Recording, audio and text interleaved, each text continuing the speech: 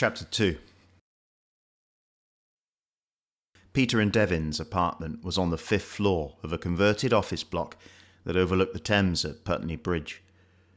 The block had been reclad at the turn of the millennium, switching what was once the epitome of 1960s square architecture into an Art Nouveau lover's wet dream. Curvaceous glass and sweeping steel wrapped its way around the 22 floors, reflecting the grey river right back at the main vein of London. The £10,000 per calendar month riverside apartments gave a view north into Fulham and Chelsea, then beyond to Westminster and the leafy fringes of St James's Park. Peter and Devin's 2-bed flat gave a view south towards where the residents kept their bins. In the never-ending pursuit of living their best life, Peter and Devin had found their lack of morality came in handy. Peter, English, beautiful, and Devin, American, hot, both had careers as part-time models and social media influencers. Peter didn't like it, but Devin was the main draw. 6'4", with a 220 bench on a bad day, Devin pulled in YouTube subscribers like bees to honey, his workout videos famous amongst the hordes of self-hating young men who ate chicken for breakfast and creatine for tea. If Devin was the brawn of their partnership, Peter was the brains. It was his idea to get Sergio Chiesa back to their place, his idea for Devin to hold the phone, and his idea to blackmail him. Peter was blowing hot green tea, whilst inwardly cursing the view from his kitchen window. A short, fat man was attempting to cram a dirty sofa into the cardboard-only section of the refuse area, but the armrest kept catching on a padlock. Peter wanted to open the window and shout at the man, but knew his nostrils couldn't take the smell of beer dregs and bin liners so early in the morning. He checked his phone out of habit and felt a tingle of excitement. Chiesa had read the message. Sipping his tea and smiling, Peter turned away from the fat man and the bins. Soon he'd have that river view. Devin's door opened and the giant man filled the frame. Sweat trickled down between his hairless pecs like spring water through a gorge. "What are you smiling at?" "I think I'm going to ask for 50k a month, ongoing," Peter said. "Like a retainer." Devin squeezed past Peter into the kitchen and took a pre-made protein shake from the fridge. It had the same colour and smell as a ditch. "But you think he'll pay?" "He doesn't have a choice," Peter said. Now it was Devin's turn to smile. Peter was one nefarious son of a bitch. For most people, a one-off payment of 50k would do nicely. "Thank you very much, you silly queer soccer player. I'll delete the incriminating video and you can go back to kicking a ball for a living." But Peter had a knack for squeezing every last penny out of an opportunity, and this opportunity was going to land them uninterrupted views all the way to Big Ben. "That penthouse still on the market?" Devin asked. "Not anymore," Peter said. "I transferred the deposit 30 minutes ago." Devin did a little dance and began mentally flicking through his filters, trying to think what would look best with a city centre backdrop. And all it took was some cocksucking and a gram of coke. After straightening Chiesa and the Range Rover up, Walker fixed himself a second cup of pitch-black coffee and dressed. They were going to hit the morning traffic on the drive over to Putney, but Walker didn't mind. It would give himself time to plan his approach. Chiesa's ride stuck out like a schoolboy's erection, so they took Walker's van, a matte black, short-wheel-based VW transporter. Walker had got it on the cheap because it was hot in both senses of the word. The air conditioning didn't work, and it had been used to hold up a post office in Kent 3 years ago. He had grown fond of the vehicle. The windows went up and down, and it was inconspicuous enough to allow him to give lifts to world-famous footballers without drawing any attention. As they crawled up the hill out of Tooting Broadway towards Tooting Beck, Walker probed Sergio's come-down for more details on the blackmailers. The Spaniard's description of the pair was brief. One was small, one the size of an Iberian bovine. Walker took in Sergio's report with a pinch of salt. In his experience, descriptions of people were exaggerated. He recalled being told over and over before his first pro fight that he was stepping into the ring with a psychopath, an animal who bathed in the blood of newborns and ate broken glass sandwiches. This had played on his 19-year-old mind. Sleepless nights had followed twitchy days as he trained for the bout, images of a Broadmoor escapee haunting his dreams. So when Walker knocked him out cold within 30 seconds of the glove touch, he learnt a valuable lesson. He punches you find. Walker stop-started the van steadily along Wandsworth Road, picking at his damaged tendon like it was a frayed waistband. His calf was getting sore on the clutch, and irritation had settled in behind his eyes. Why had he advised Chiesa to pay up in the first place? It was dumb. It wasn't the loss of money that ground his gears. Chiesa had more than enough, and it certainly wasn't anything to do with morals. It was Walker's own naivety. What did he think would happen? The blackmailers would get their 50k, say, "Nice doing business with you," and delete the video? Even if they hadn't asked for more money, they had proof of a world-famous footballer's hidden sexuality. This was a big story. They wouldn't just throw it away. And Walker should have known that the moment Chiesa came to him. "Their apartment is on the 3rd level." Walker had pulled the van up in front of the glass tower. "End of the floor or the middle?" Walker asked. He could see Sergio trying to think. The Spaniard had perked up with the hope that his life might not be completely fucked. "It's Walker could almost hear Chiesa's coke-fried brain creak with the strain. It's on its own. They have windows on the side and the back. I remember being woken up once by a rubbish collection." Walker looked sideways at Sergio. "You've only been here once, right? The bar, the nightclub, one thing leading to another." Sergio didn't look at Walker. He had suddenly found the glove box to be of great interest. "Sergio, if there's more to this, I need to know. If I don't have all the information, I can't do my job." Chiesa coughed. It wasn't just once," he said. I started seeing them for a bit." "Who?" Walker broke in. "The smaller one, Peter." "How many times?" Walker asked. 4, maybe 5.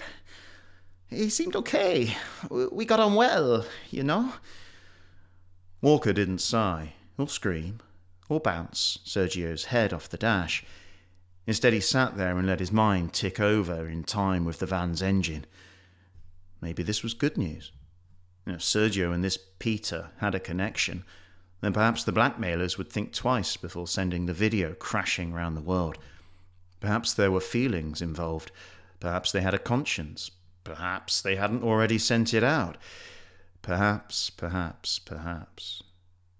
"Okay," Walker said, releasing his grip on the steering wheel. "In the future, if you come to me with a problem, you have to tell me everything. If I go into something not knowing all the facts, then I can't do my job." Sergio peeled his eyes away from the dash and looked at him.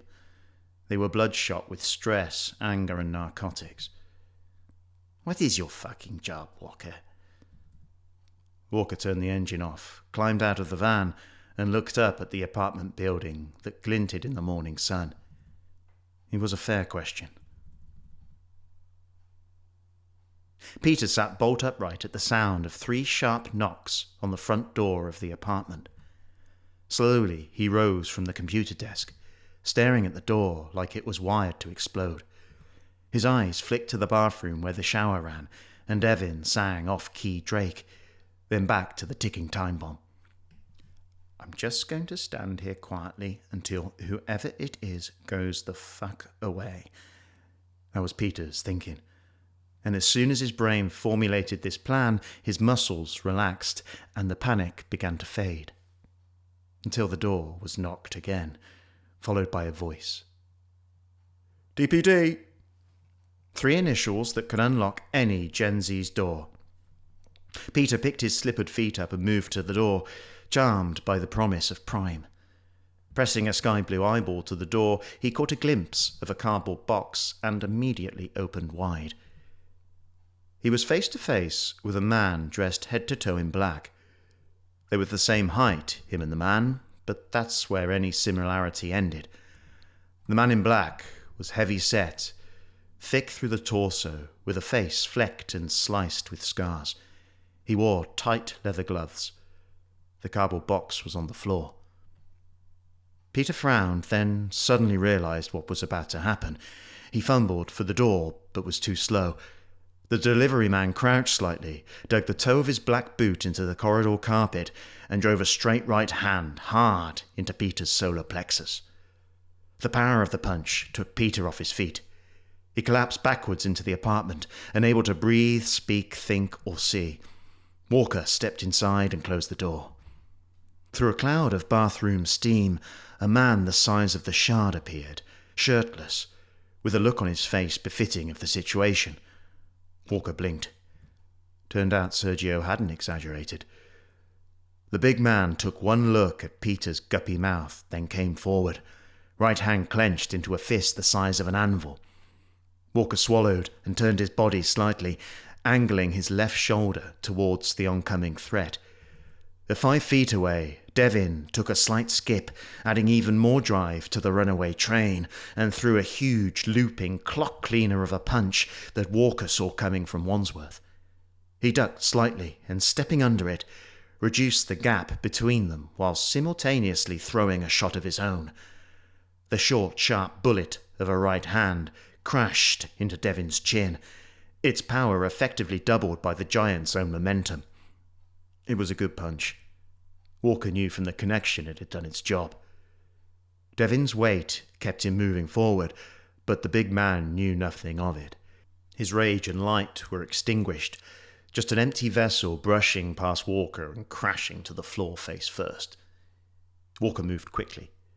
Taking a bundle of zip ties from his pocket, he looped one round Devin's wrists and pulled tight, fixing the big man's hands together behind his back. He checked Devin could breathe. 50 grand wasn't worth 16 years, and turned to catch Peter, crawling, golem-like, towards the kitchen. Walker's boots thudded on the hallway lino as he quickly closed the gap between them, caressing a firm uppercut into Peter's ribs just as his fingers reached the knife block. Peter cried out and collapsed onto the kitchen tiles. Sans knife, sans breath, sans everything. 20 seconds had passed since Walker had knocked on the apartment door. He paused for another 20 to let everyone get friendly with their change in circumstances, then looked down at Peter. You know why I'm here? I can't breathe. Peter had dragged himself up to sitting, slumped, with his back against the dishwasher door and his palms spread flat on the tiles. His chest fluttered like a Tesco bag in the wind. Do you know why I'm here? Walker repeated the question. Peter managed a nod. Sergio, the video. I can't breathe. Yes, the video, Walker said. And you can't breathe because your ribs are broken. Walker knelt and put a hand on Peter's chest. If the young man had flinched any harder, he'd have put the dishwasher on a cycle. Breathe in for me, Walker said. Peter managed to fill half a lung with air before his legs squirmed like calamari in a pan. Walker frowned. Peter saw the look on his new GP's face and turned white. What is it?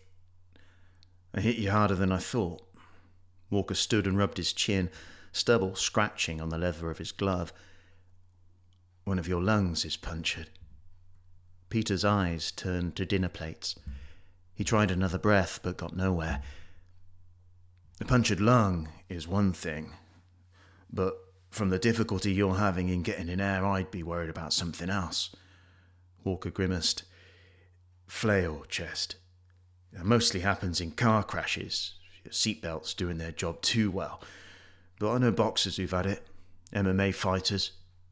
Peter listened like Walker was giving the Sermon on the Mount.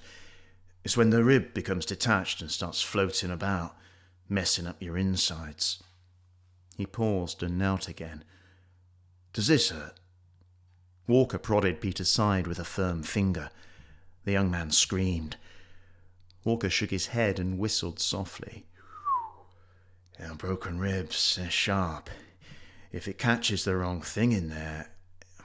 Peter's wheezing sped up. Every breath made his pretty face gurn. Help me. Call an ambulance. The noise came from Walker's rear. Devin, arms tied behind his back, was attempting to stand. He looked like a shark in the bottom of a boat. Walker went over and pressed a heavy boot down between his shoulders. Stay. Devin managed a muffled, "Fuck you," but stopped squirming. A small voice floated from the kitchen.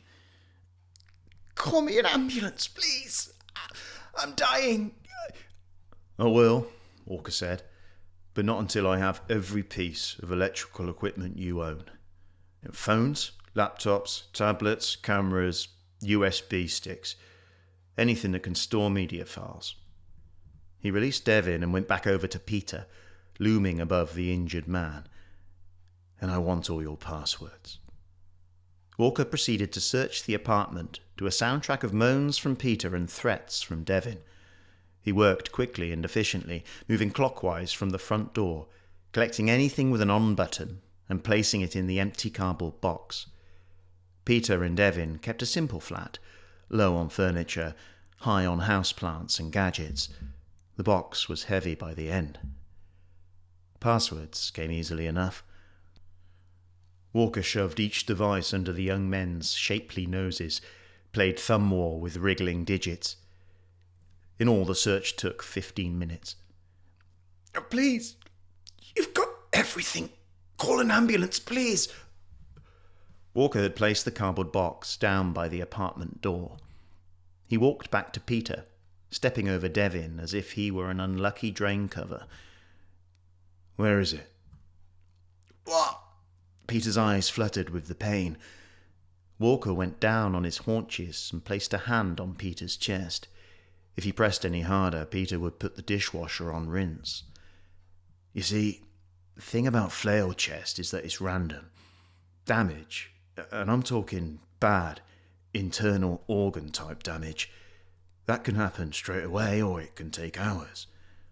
Walker spoke quietly. Broken bones are sharp little fuckers. Ribs especially. And right now, one of yours is just floating about, brushing its jagged points up against some pretty important shit. Walker drummed his fingers against Peter's chest. Tell me where it is. The backup.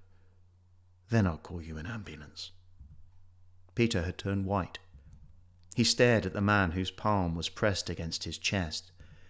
The eyes that looked back were flat and callous, showing only a vague interest in the life before it. The man's lips were large and cruel, slashed with white scars that ran down onto a square jaw like splintered glass. The man wasn't tall like Devin, but Peter could feel an unquestionable strength that spread from round shoulders into thick arms, down through muscled hands and into powerful fingers. Fingers that skewered Peter to the cabinet like a kebab. It's in the bath! Behind the panel. The USB stick was where Peter said it was. Walker placed it in the cardboard box with the rest of the gear. That's it! You got everything! Walker believed him, and these two weren't truly desperate. If their accommodation was a bedsit above a chicken shop in Barking, then maybe they'd hold out a bit longer, put up more of a fight. But as things were, with their comfortable lives and Sergio's money already in their pockets, their motivation was one of greed, not necessity. Now, please, can you call me a shitting ambulance? Walker scooped up the cardboard box full of equipment with both hands. Spit, he said. What? Spit on the floor. Peter had lost the will to argue. All Peter wanted was to live. He found some spit in a long-forgotten corner of his mouth and hacked it out. Most of it covered a trouser leg of his silk pyjamas, but a thick white globule managed to catch the toe of his slipper and run down to the tiled floor. Walker examined the foamy liquid from on high. "You're fine. If your lungs were punctured, you'd be spitting blood. The worst you've got is a cracked rib. You'll be out ripping people off again in no time." Walker turned, stepped over Devin, and closed the door behind him. Sergio was asleep when Walker returned. The Spaniard gave a snort and sat bolt upright as Walker climbed in front. "Everything okay?" Chiesa asked. "Everything's okay. You won't hear from them again." Tears moistened Sergio's red-rimmed eyeballs. "Thank you, my friend." He leant across the gear stick in an attempt to embrace Walker, but couldn't quite reach. Walker made no move to close the gap. Sergio had to make do with hugging shoulder. "What can I do to repay you?" the footballer asked. Walker pushed the key into the ignition. He needed coffee. He needed sleep. He needed crispy bacon, Lincolnshire sausage, runny eggs, golden hash browns, stewed beans, buttery fried bread, and some token mushrooms. He fired the transporter's engine up. "You can start by buying breakfast."